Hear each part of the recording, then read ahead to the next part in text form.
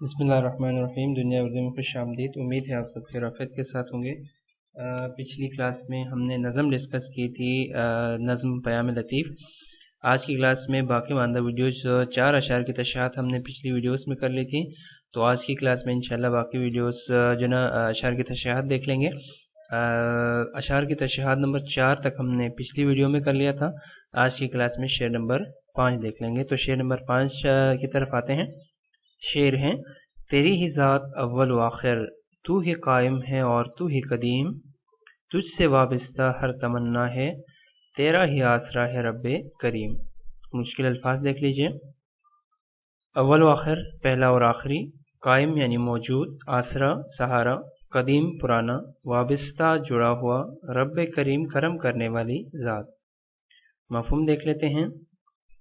اس شعر میں شاعر کہتا ہے کہ اللہ کی ذات ازل سے ہے اور ابد تک رہے گی، اور ہماری تمام تر تمنائیں صرف اور صرف اللہ تعالیٰ سے ہی وابستہ ہیں۔ تشریح دیکھ لیں۔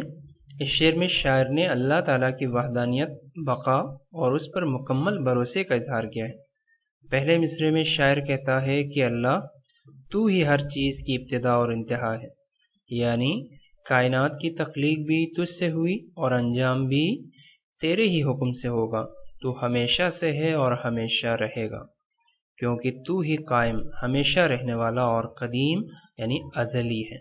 دنیا کی ہر ایک شے فنا ہو جائے گی، مگر تو ہمیشہ زندہ اور قائم رہے گا۔ دوسرے مصرعے میں شاعر اللہ تعالیٰ پر اپنے مکمل بھروسے کا اظہار کرتے ہوئے کہتا ہے کہ میری ہر خواہش، امید اور تمنا صرف تجھ سے وابستہ ہے۔ انسان دنیا میں کئی سہارے تلاش کرتا ہے، لیکن اصل اور سب سے بڑا آسرا صرف اللہ کی ذات ہے۔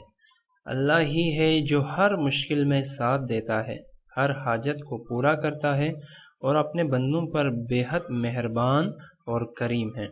یہ شعر عقیدہ توحید اور اللہ پر مکمل بھروسے کی خوبصورت ترجمانی کرتا ہے۔ مماثل شعر دیکھ لیجئے۔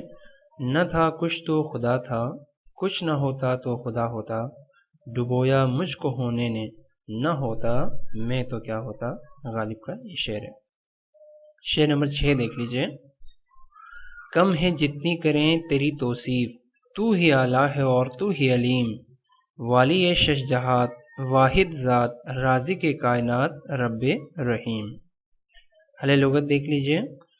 توصیف صفت بیان کرنا، علیم جاننے والا، واحد اکیلا، شش جہات 6 سمتوں کا مالک۔ یہ دیکھیں ڈائریکشنز ہمارے پر چار ہوتے ہیں نا، لیکن یہاں پر شاعر نے کیا لفظ استعمال کیا ہے؟ شش جہات۔ شش جہات یعنی 6 سمتوں کا مالک، یعنی آسمان کی طرف اور زمین کی طرف، یعنی یہ بتانے کی کوشش کی ہے کہ اللہ تعالیٰ ہر چیز پر قدرت رکھنے والی ذات ہے اللہ کی، وابستہ جڑا ہوا، رازق کائنات، رزق پہنچانے والی ذات۔ مفہوم دیکھ لیں۔ شاعر کہتا ہے کہ اللہ کی جتنی عبادت کریں، جتنی تعریفیں بیان کی جائیں کم ہیں۔ اللہ کی رحمتیں اتنی ساری ہیں کہ ہم ان نعمتوں کا شکر ادا نہیں کر سکتے۔ شعر کی تشریح پہ آئیے۔ اس شعر میں اللہ کی بزرگی، علم، وحدانیت اور رحمت کو بیان کرتا ہے۔ پہلے مصرعے میں شاعر کہتا ہے کہ جتنا بھی ہم اللہ کی تعریف و توصیف کریں وہ ہمیشہ کم ہوگی، کیونکہ اللہ، اس کی عظمت اور برتری لامحدود ہے۔ اللہ ہی سب سے بلند یعنی عالی ہیں، اور وہی سب کچھ جاننے والا یعنی علیم ہے۔ انسان کی عقل محدود ہے، جبکہ اللہ کا علم ہر چیز کا احاطہ کیے ہوئے ہیں، چاہے وہ ظاہر ہو یا پوشیدہ۔ دوسرے مصرعے میں شاعر اللہ کی وحدانیت اور اس کے ذاتی ناموں کا ذکر کرتا ہے۔ وہ فرماتا ہے کہ اللہ ہی ولی یعنی مددگار، واحد ذات یعنی اکیلا اور بے مثال، رازق یعنی رزق دینے والا، رب یعنی پرورش کرنے والا، رحیم یعنی انتہائی مہربانی کرنے والا، اور کائنات کا مالک ہے۔ اس کا کوئی شریک نہیں، اور وہ ہر چیز کا تنہا خالق اور کارساز ہے۔ یہ شعر عقیدہ توحید، اللہ کی صفات اور اس پر مکمل بھروسے کا بہترین اظہار ہے۔ مماثل شعر دیکھ لیجئے۔ زبان خاموش، دل بے بس، بیاں ممکن نہیں تیرا، تو واحد ہے تو رازق ہے سب کچھ حکم میں تیرا۔ شعر نمبر 7 دیکھ لیجئے۔ کامل ایمان کے ساتھ جس نے بھی دل سے مانا، زبان سے مانا، جس کے خاطر بنی ہے یہ دنیا، اس محمد صلی اللہ علیہ وآلہ وسلم کا مرتبہ جانا۔ حل لغت دیکھ لیتے ہیں۔ کامل، مکمل، مرتبہ یعنی مقام، مفہوم دیکھ لیجئے۔ اس شعر میں شاعر شاہ عبداللطیف بٹائی کہتا ہے کہ جس نے بھی کامل ایمان کے ساتھ دل سے اور زبان سے اللہ کو مانا وہی شخص کامیاب ہوا۔ تشریح دیکھ لیجئے۔ یہ شعر حضور اکرم صلی اللہ علیہ وآلہ وسلم کی عظمت اور ان پر ایمان کی فضیلت کو بیان کرتا ہے۔ پہلے مصرعے میں شاعر فرماتے ہیں کہ جو شخص مکمل ایمان کے ساتھ دل کے گہرائیوں سے اور خلوص نیت کے ساتھ اللہ اور اس کے رسول صلی اللہ علیہ وآلہ وسلم کو مانتا ہے وہی حقیقی مومن ہے۔ یعنی صرف زبانی اقرار کافی نہیں بلکہ دل سے عشق و عقیدت رکھنا اور عملی طور پر بھی ایمان کی تصدیق کرنا ضروری ہے۔ دوسرے مصرعے میں شاعر وضاحت کرتے ہیں کہ یہ ساری دنیا اور کائنات نبی کریم صلی اللہ علیہ وآلہ وسلم کے خاطر تخلیق کی گئی، جیسا کہ حدیث قدسی کا مفہوم ہے، لولاک لما خلقت الافلاق، اے محبوب اگر آپ نہ ہوتے تو میں کائنات کو پیدا نہ کرتا۔ اس لیے جو بھی حضور صلی اللہ علیہ وآلہ وسلم کی سیرت، مقام اور ان کی رحمت کو پہچان لیتا ہے وہ اصل میں دین کی حقیقت کو جان لیتا ہے۔ یہ شعر عشق رسول صلی اللہ علیہ وآلہ وسلم، ان کے مقام اور ان کی بلندی اور ان کے سچے ایمان کے پیغام کو بیان کرتا ہے۔ اگر آپ یہاں حرف آخر میں لکھنا چاہیں تو کیا لکھیں گے؟ یہی جو حدیث ہے یہ یہاں لکھ دیجئے، لولاک لما خلقت الافلاق، یعنی اے محبوب اگر آپ نہ ہوتے تو میں کائنات کو پیدا نہ کرتا۔ ٹھیک ہے، حدیث قدسی سے یہ جو نا حدیث لی گئی۔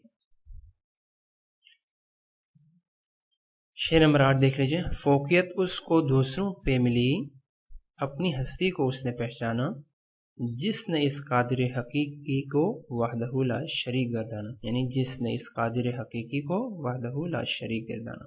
مشکل الفاظ دیکھتے ہیں۔ فوقیت ترجیح دینا، قادر طاقت رکھنے والا، ہستی یعنی ذات، وحدہ لا شریک جس کا کوئی شریک نہ ہو یعنی اللہ تعالیٰ کی ذات۔ مفہوم دیکھ لیں کہ شاعر کہتا ہے کہ جس نے اپنی زندگی کو پہچان کر اللہ کو وحدہ لا شریک مانا وہی کامیاب ہوا۔ اللہ کو وحدہ لا شریک ماننے سے مراد ہے کہ انسان اللہ کو ایک مانے اور اس کے ساتھ کسی کو شریک نہ ٹھہرائے۔ تشریح دیکھ لیجئے۔ یہ شعر اللہ تعالیٰ کی وحدانیت اور انسان کی خود شناسی کے ذریعے بلند مرتبہ حاصل کرنے کے متعلق ہے۔ پہلے مصرعے میں شاعر کہتا ہے کہ جو شخص اپنی حقیقت کو پہچان لیتا ہے وہی دوسروں پر فوقیت اور برتری حاصل کر لیتا ہے۔ یعنی جب انسان اپنی اصل یعنی اپنی تخلیق، مقصد حیات اور اپنی روحانی طاقت کو سمجھ لیتا ہے تبھی وہ کامیابی اور بلندی حاصل کرتا ہے۔ دوسرے مصرعے میں شاعر وضاحت کرتا ہے کہ وہی شخص اپنی ذات کو صحیح طور پر پہچان سکتا ہے جو اللہ تعالیٰ کو وحدہ لا شریک یعنی بلا شرکت غیر ایک مانتا ہے۔ یعنی حقیقی کامیابی اور برتری اس کو ملتی ہے جو اللہ کی توحید کو دل سے قبول کرتا ہے اور اس کے سوا کسی کو حاجت روا یا مشکل کشا نہیں سمجھتا۔ یہ شعر اسلامی تعلیمات کے مطابق خود شناسی اور توحید کے درمیان تعلق کو بیان کرتا ہے، جیسا کہ حدیث کا مفہوم ہے، جس نے اپنے رب کو پہچان لیا اس نے اپنے آپ کو پہچان لیا۔ خودی ہو کر بلند اتنا کہ ہر تقدیر سے پہلے خدا بندے سے خود پوچھے بتا تیری رضا کیا ہے۔ یہ اقبال کا شعر ہے۔ ٹھیک ہے، اشعار کی تشریحات یہاں پر مکمل ہوئی۔ اگر آپ نے کوئی سوال پوچھنا ہو یا تشریحات آپ کی سمجھ میں نہیں آئی ہو تو آپ اپنے سوالات کامنٹ سیکشن میں مجھ سے پوچھ سکتے ہیں۔ انشاءاللہ کوشش کروں گا کہ آپ تک جوابات پہنچا دیے جائیں۔ آپ سب اپنا خیال رکھیں اور دعاؤں میں یاد رکھیے گا۔ اللہ حافظ۔